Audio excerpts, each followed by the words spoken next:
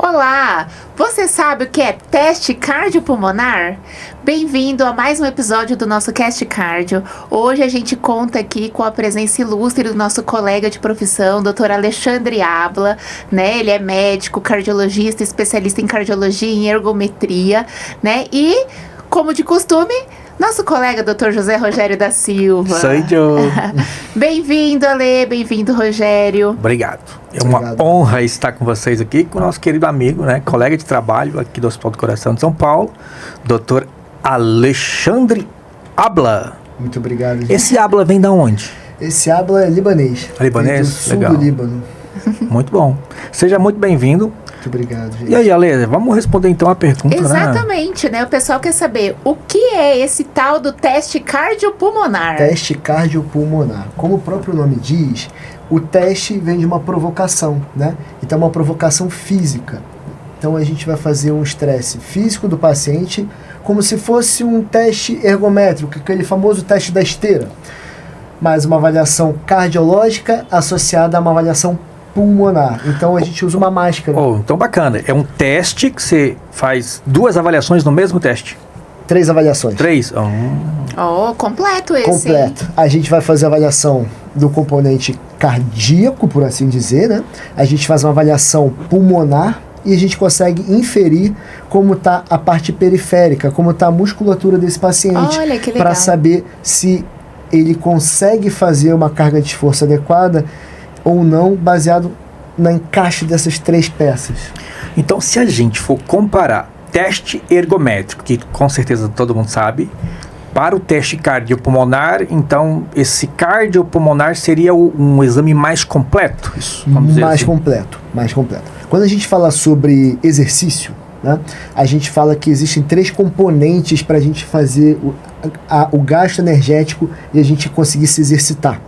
Então a gente fala que existe a bomba, que é o coração, existe o pulmão, que vai fazer a troca, né, dos gases para a gente poder ter oxigênio, para ter energia, e a gente tem os músculos, a musculatura que vai exercer esse gasto energético. Então o teste cardiopulmonar, ele não é só mais completo que o teste ergométrico, porque faz a avaliação pulmonar, mas a gente consegue fazer uma avaliação global dos 3 mecanismos envolvidos no exercício e no gasto energético. Muito bom, né? Muito bom. E Ale, então assim, quanto que eu vou saber, o que que eu devo indicar para o meu paciente? Se eu devo mandar ele para um teste só da esteira, que é esse teste ergométrico, ou se eu devo mandar ele para esse teste aí, que é mais completo, o teste que vai avaliar o pulmão, o coração? Ótima pergunta, Rafa. Isso vai de acordo com o perfil do paciente.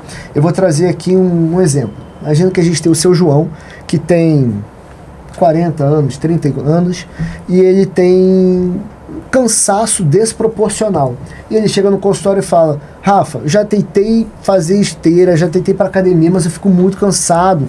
Me dá um negócio aqui, uma coisa, não consigo explicar. Ou o paciente fala que sente dor, né? Não só dor no peito, que a gente pensaria em doenças cardíacas, mas ele fala: eu sinto uma dor, uma coisa mal-estar.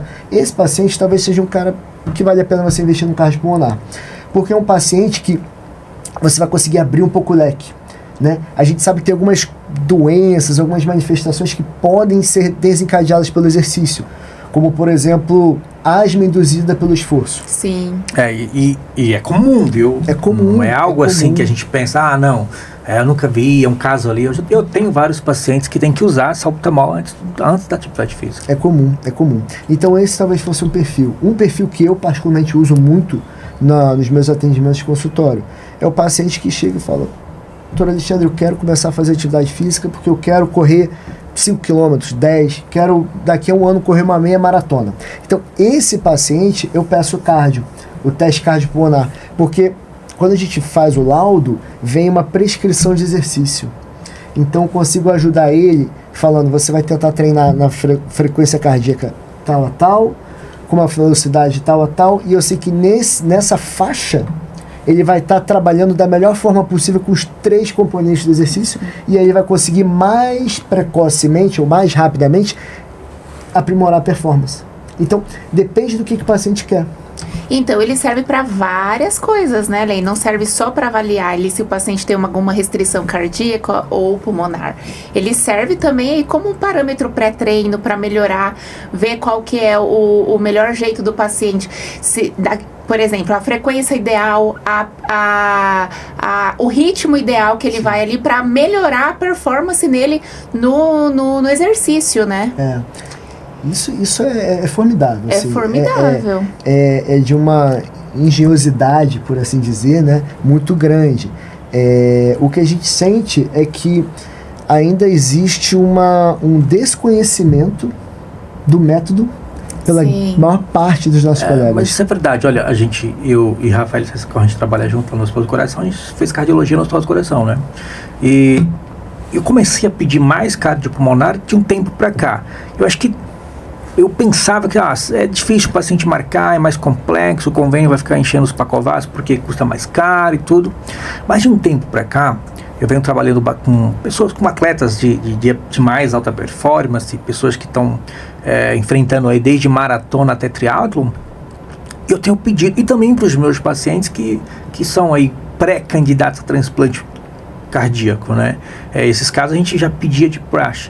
Agora, hoje tem muita gente nesse contexto do pós-Covid, Ale, queixando-se, por exemplo, fadiga. Eu vou caminhar 100 metros, eu sinto cansado. O coração está disparando um pouquinho, mas era assim, mas eu não tenho energia, eu não tenho força, eu não tenho... Aí você faz o teste ergométrico, a pessoa consegue chegar a uma frequência boa, ela consegue concluir o teste e você não vê nada no teste.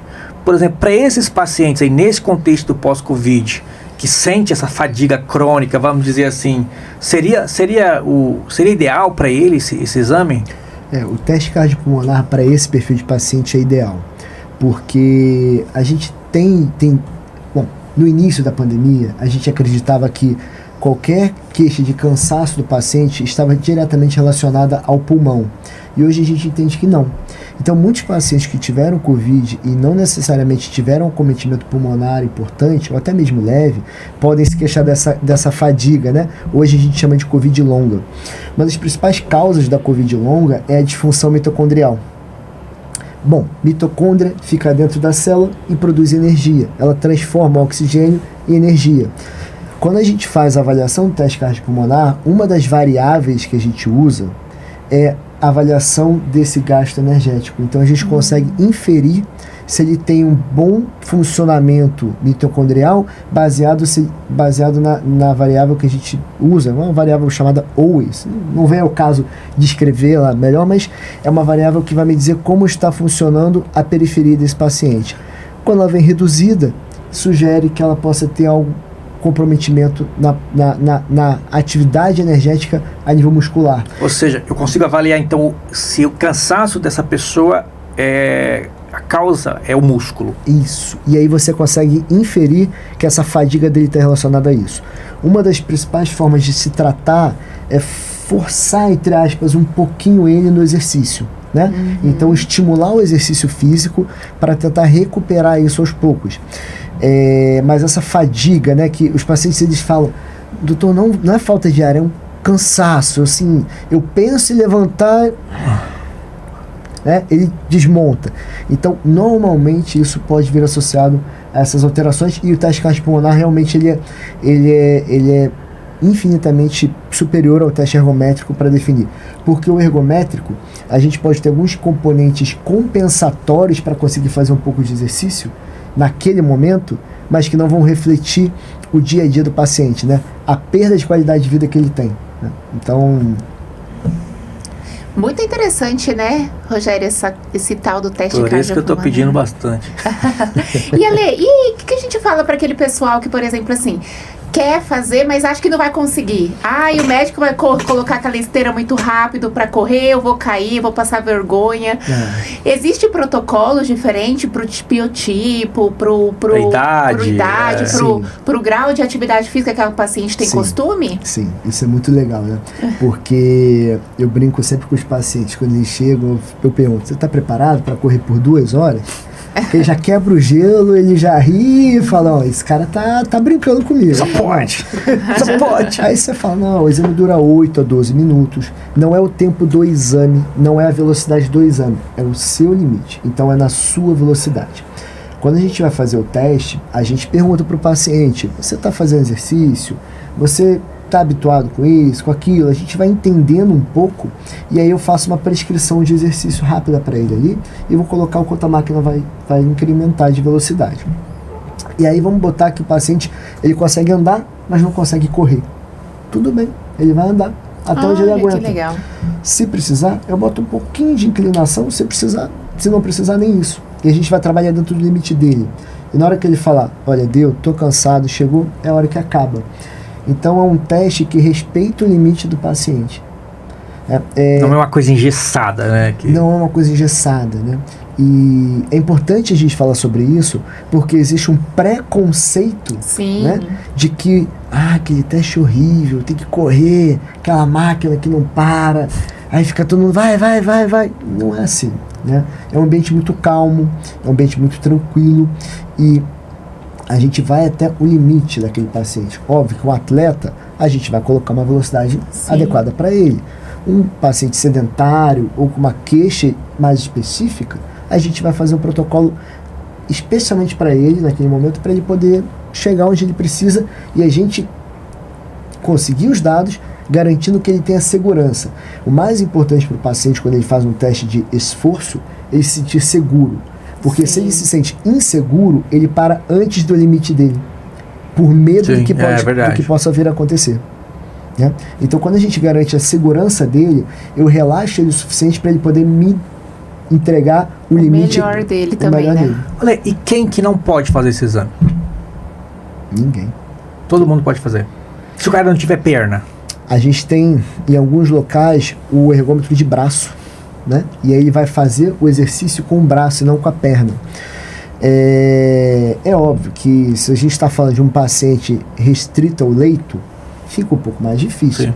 Mas para um paciente que vai ao seu consultório, né? Mas ele é cadeirante, mas ele tem alguma limitação, ele pode fazer. Recentemente eu fiz um teste de um paciente que usava uma prótese de membro inferior, uma prótese da perna. Ele amputou a perna e ele botou a prótese adaptada para exercício e fez o teste com a prótese. E ele correu muito bem. Ele não caminhou, ele correu. E correu muito bem. Tá melhor que nós, hein, Rogério? Então, eu corro todo dia. 40 minutinhos ali, ó. E Rogério, uma coisa legal, paciente usa bengala. A gente tem o suporte, ele pode segurar. Ele vai andar devagar? Vai, mas ele vai chegar no limite dele. Eu preciso saber qual é a meta dele, não do resto da população. Ou seja, é um exame seguro, individualizado para cada pessoa e também individualizado para o que você quer buscar. É um atleta de alta performance, eu quero melhorar a performance desse atleta. Eu quero buscar um entendimento, saber se é o coração que está ruim, se é o pulmão que está ruim, se é o músculo que está ruim, eu consigo também. Eu quero saber se tem alguma doença das artérias do coração, ele também vai me dar, assim como o teste dá. Eu quero saber se tem um comportamento tipo exacerbado da pressão durante o esforço, ele também vai me dar. Uma restrição da parte pulmonar. Sim, ou da parte muscular. Né? E uma coisa que eu acho legal trazer, que a gente vê muito no dia a dia, é aquele também preconceito. Mas eu já infartei, eu não posso fazer exercício. Exatamente. Eu tenho pressão alta, não é bom me esforçar muito, né? Isso não existe, né? Então, o teste de esforço, ele é importante nesse momento para você poder ver o que acontece num ambiente seguro e monitorizado quando ele faz esforço e para você poder orientar ele a fazer o e fazer a programação, né, Ale? Uma coisa, eu ia citar isso que eu acho muito importante, porque a gente já falou aqui de reabilitação cardiopulmonar.